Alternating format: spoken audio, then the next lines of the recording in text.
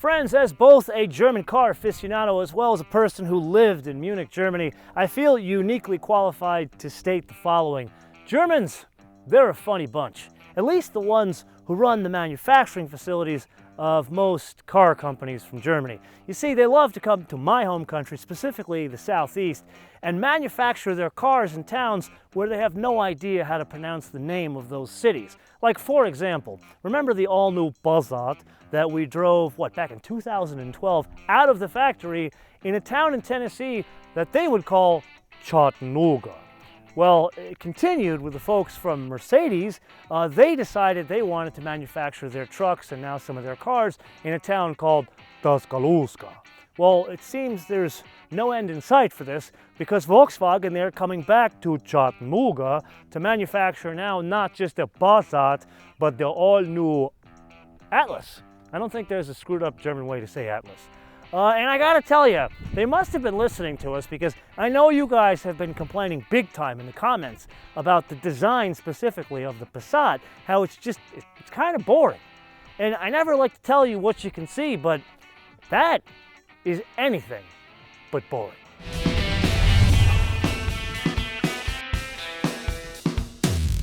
Okay, so let's kick off der neue Volkswagen Atlas with the stuff you should absolutely know if you are a Volkswagen fanboy or fangirl, and that is there are two engines on offer. Take a wild guess what one of them is. I'll give you a couple seconds to sort that in your brain while I try to find this one because it is way down there. Hecho en Mexico. Okay, bist du fertig? Ich auch. In that case, say it with me. 2-liter, 4-cylinder, direct-injected, turbocharged, 16-valve gasoline engine. In this application, it is good for 233 horsepower, which comes in at 4,500 RPM, not exactly the same as other Volkswagen applications, and 258 pound-feet of torque, which comes in at 1,600 RPM, very similar to other Volkswagen applications. Then there's this engine, if you could see it down there. This is the 3.6 V6, very narrow angle. This one is good for 276 fire-breathing horsepower, which comes in at 6,200 RPM, and 266 pound-feet of torque, which comes in at 2,750 RPM. Mildly aggressive there. Now, this is a trend that we saw in the Kia. That is also on offer as an SUV with both a V6 and a 4-cylinder turbo, and the torque also very, very close. But in that case, the Turbo 4 was more about efficiency and the V6 was more about towing. In fact, that they rated the V6 there more for towing. Here, we're going to have to unpack that in two separate episodes because the first drive review that's going to follow this is going to be of this car, the 3.6 V6, and then when they finally introduce the 2-liter 4-cylinder of the Atlas, we'll drive that and we'll understand drivability between the two and what the focus is. Now, with that, there's a couple of things I do want to cover. This engine here, it is a cast iron block in aluminum heads.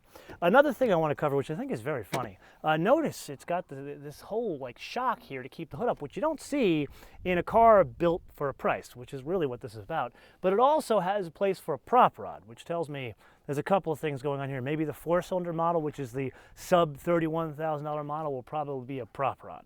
And then any transmission you want, no matter the engine, as long as it's an 8-speed Tiptronic, not a DSG. And just as a side note, I just drove, man, Santa Maria, Madre de Dios, the Panamera Sport Turismo Turbo. I mean, the thing rips your face off, but it's so beautiful doing so. But it's a totally new PDK. And so now, even in the hybrid models, they are PDK, which used to be a Tiptronic like this. And the whole purpose that they did the Tiptronic, which means it has a torque converter, was to handle more torque. But now the new PDKs in the Porsche, they can handle up to, you ready for this, 730 pounds of torque. Now, I really don't think that transmission will cascade down to a $31,000 SUV because I think that transmission alone is $31,000. Who knows if that technology cascades its way down here to a Volkswagen derivation. Okay, I believe we have covered everything here. Let's focus on driving dynamics.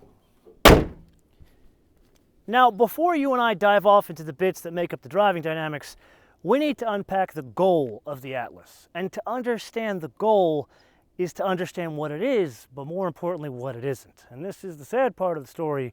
where I have to say it ain't a Touareg. Now, I personally was one of the fans of a Touareg because, you know, I'm not an SUV guy, but it shared components with a Cayenne, and the Cayenne, wow, it's something special, but something special because it's complex. Complex means expensive. So the folks at Volkswagen, not the group, the brand, were like, we really can't compete with people selling these size SUVs for 30 grand with a $50,000 vehicle. So as wonderful as that, remember that diesel 10-cylinder engine? Like if you could find one today, super high resale, or the complex suspension systems and the construction, like they had an air ride, wonderful, but you're not going to compete with Toyota and definitely not with Hyundai with a vehicle like that, at least on price. So they decided to take a page out of the playbook from the Passat, which was, what, 5 years ago, where instead of a complex German vehicle that came from Germany and manufactured in Germany that was, what, mid-30s competing against $20,000 Camrys, they decided, let's design and manufacture a car in the U.S. and compete with vehicles that are also designed and manufactured in the U.S. So now this competes with the likes of Honda, Toyota, Ford, Chevy, Hyundai, Kia, which means not complex. So unlike all of like the German vehicles we've had here for the past couple of months with these like carbon fiber reinforced polymer, it's made out of steel, man. That's it. Unibody construction. In the front, it's got a strut with a control arm on the bottom, and yes, the most exotic it gets is anti-roll bar in the front.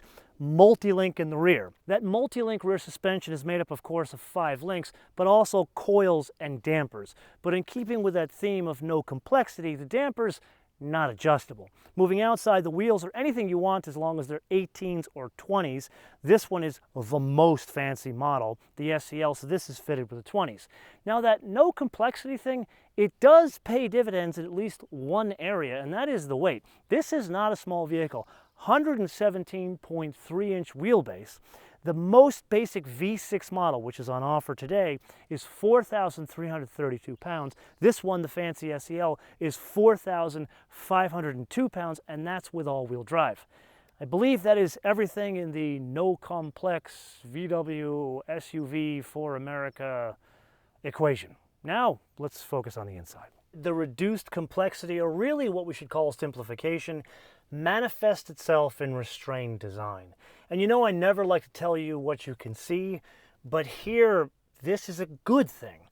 And some of the tactile feel is good in places, like for example here, as well as the steering wheel and down here. However, there are other places, definitely not Touareg levels of quality, that's here as well as down here. Now, infotainment, that's definitely complex. So even the most basic model, that coming 4-cylinder that will be the price leader, even that will be fitted with Apple CarPlay and Android Auto as standard. And then they decided to pilfer the Audi infotainment system, which is definitely say a good thing. Remember that TT episode we did? Well, that digital cockpit now makes its way here to the Atlas, and the screen, it really changes the UX and the entire experience between using that for the map and this for Apple CarPlay. I have to say, in the couple of days I've been driving it, really have enjoyed the UX here to the point where it's something I would like to drive on a daily basis.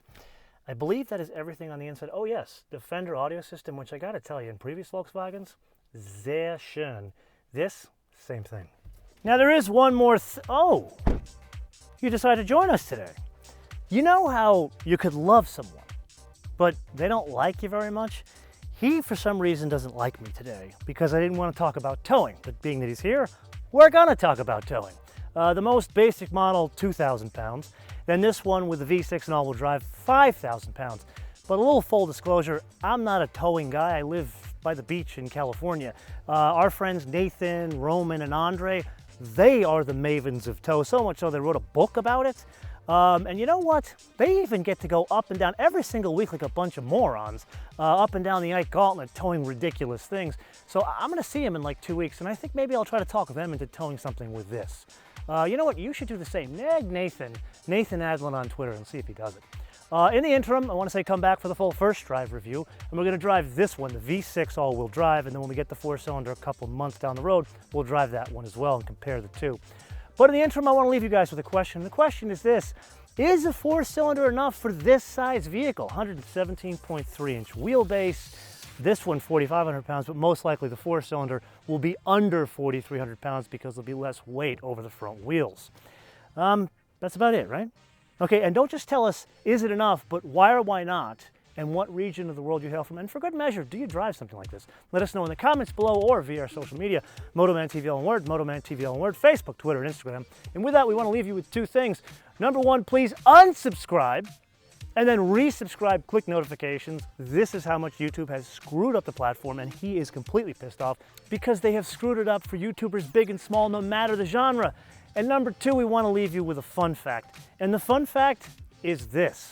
Yes, I just drove not 1, but 2 amazing Porsches before this, which I have to say, it's been an experience going from one Volkswagen Group product to another.